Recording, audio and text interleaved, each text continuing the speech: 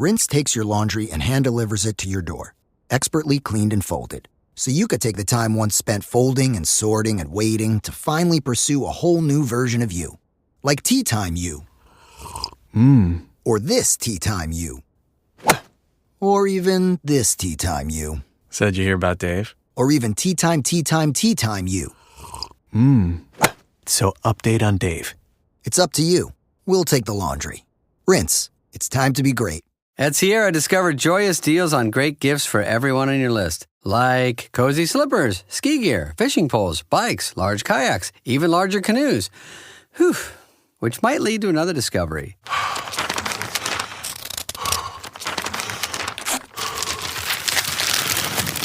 Wrapping gifts is the only sport you need to stay fit this season. 'Tis the season to discover great gifts at unexpectedly low prices.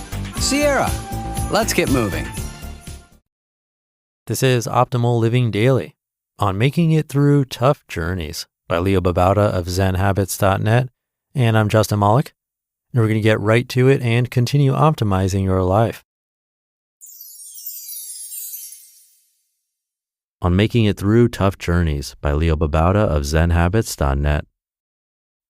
A reader wrote to me about a very tough journey he and his wife are setting out upon and asked for some words of advice or motivation through this tough time.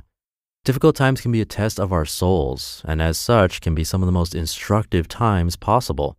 It's easy to be happy and motivated when things are going well, but what happens when they fall apart or unexpected troubles come your way, or things go exactly as you don't want them to? What do you do then? I'll share some things I've been learning about personally and give you a word of encouragement.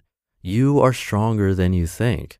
You'll go through difficult times and suffer and learn and come out stronger and better at the other side.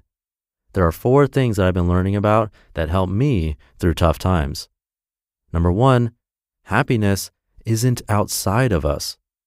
We often seek happiness outside of ourselves through pleasure, food, shopping, video games, TV, internet, alcohol, cigarettes, drugs, or other people, the person of our dreams, approval of others, social networks, or big life goals like travel, creating a business, or art.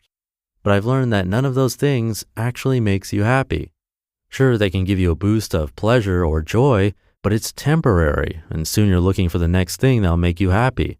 This leaves you in a constant state of seeking pleasure, distraction, approval, comparisons to others, and so on, and it doesn't result in contentment. However, if we realize that happiness isn't outside of us, but actually comes from within, then we can always access it. What is the source of this inner happiness?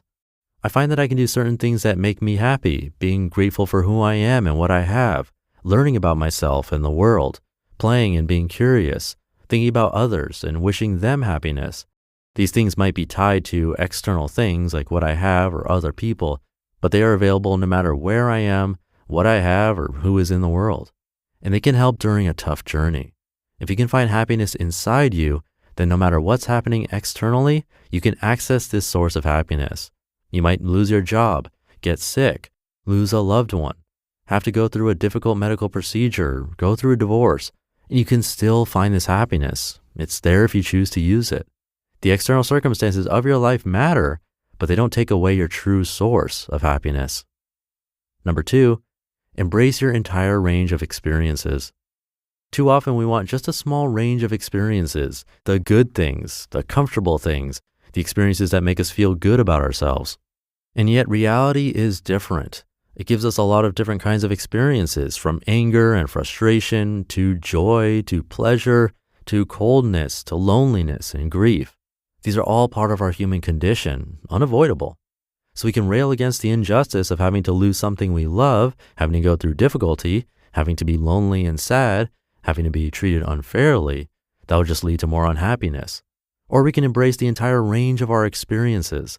That will include all our emotions, all our joyful moments and painful ones, and everything in between. Life is not just the warm and beautiful, it's all of it. Embracing these experiences means taking everything in with open arms, being vulnerable to whatever happens, being compassionate with ourselves when things are hard, giving ourselves some kindness and love and gratitude no matter what happens. It means accepting what is and accepting ourselves as we are, not trying to mold ourselves into the perfect human, whatever we think that may be. Not trying to mold our lives into the perfect lives, whatever we think that may be. This isn't easy, I'll admit, but this kind of openness leads to much greater happiness with life. Number 3, renew your gratitude. Our lives are filled with miraculous gifts, and we are constantly taking them for granted and complaining that life isn't better. I do it myself all the time. But when I catch myself doing this and remember to be grateful, life is suddenly so much better. Is your job boring? You might be grateful you have a job at all, a roof over your head, food on the table. Are you unappreciated? You might be grateful you have anyone in your life at all, perhaps some loved ones. You have life. This is such an incredible gift. You might be grateful for your health if you have it, or you might not have perfect health, but you have legs to walk on. If you have no legs, perhaps you have eyes to enjoy the sight of a cherry blossom or sunset. If you have no eyes, perhaps you can hear music. If you have none of these, perhaps you can still learn things from reading in Braille. Imagine being without the joy of Tolstoy and Shakespeare and Cervantes. We live in an amazing world no matter what our circumstances. And for anyone hearing this, myself included, we need to think about how incredible it is that we have computers and smartphones connected to a powerful thing called the internet. We have comfortable homes, great food, fairly good health, books to read, gorgeous nature all around us, people who love us. That's quite miraculous, and yet we take it all for granted. When times get tough, you might not have all of this, but you still have a lot to be grateful for. And number 4, find loving kindness for yourself. As we work on embracing the entire range of our experiences, there will be some difficulty. It's not always easy to allow ourselves to be sad, scared, frustrated, or grieving. How do we live through these experiences without giving up? We find compassion for ourselves, kindness, and love. Suffering in all kinds of ways is part of our experiences as humans. We suffer in ways small and large, and we want to be happy. We all have that in common.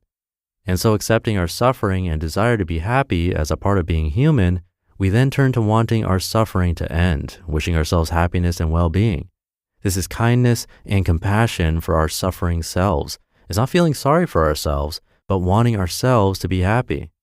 Whenever we see pain and fear in ourselves, we can recognize it and wish ourselves happiness, wish an end to the suffering, be kind to ourselves. And then having given ourselves this kindness, we can turn to the person next to us and recognize they are also suffering and just want to be happy. If they lash out at us in anger, recognize they are just suffering like us and wish them happiness, wish an end to their suffering. In doing so, we can melt our own hardened hearts, open ourselves to others, and embrace them with love. And the journey, as hard as it may be, becomes better.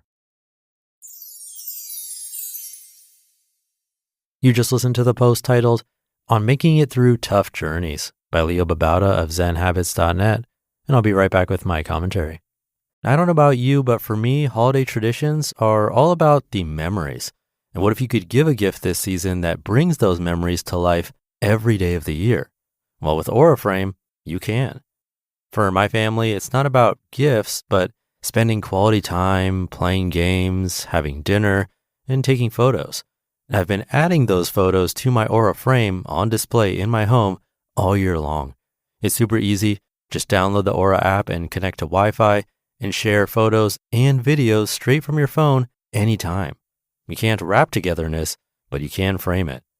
For a limited time, visit auraframes.com and get $45 off Aura's best-selling Carver matte frames named #1 by Wirecutter by using promo code OLD at checkout.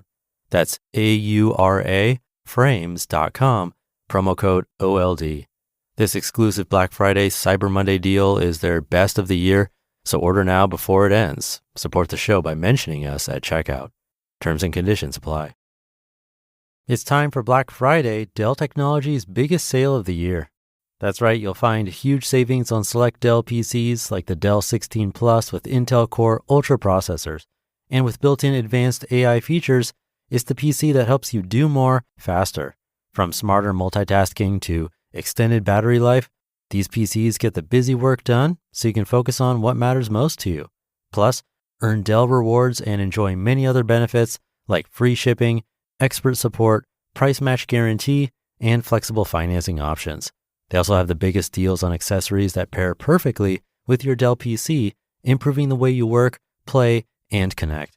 Whether you just started holiday shopping or you're finishing up, these PCs and accessories make perfect gifts for everyone on your list. Shop now at Dell.com/deals and don't miss out. That's Dell.com/deals. Thank you to Leo.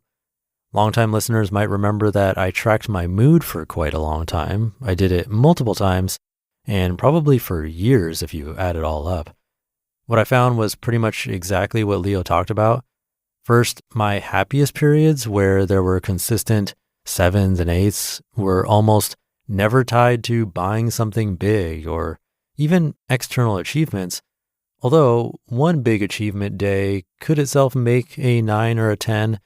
But like he said, those tend to be temporary, and then we're just looking for the next thing. Instead, those best days were always connected to experiences and spending quality time with people I care about. It really is inside and from our real connections as opposed to external things. And the other thing is that across different years and time periods, the majority of my days, probably 80% or so, were just pretty flat, maybe between a 4 and a 6 out of 10. We can't expect to be happy all the time. That's just not sustainable. Instead, learning to be content at a minimum, but ideally appreciating those average days is what matters. And that kind of internal shift can really help us make it through any journey. So try to appreciate those days and this one. And I appreciate you being here and listening. Thank you for that. Have a great rest of your day, and I'll see you tomorrow as usual, where your optimal life awaits.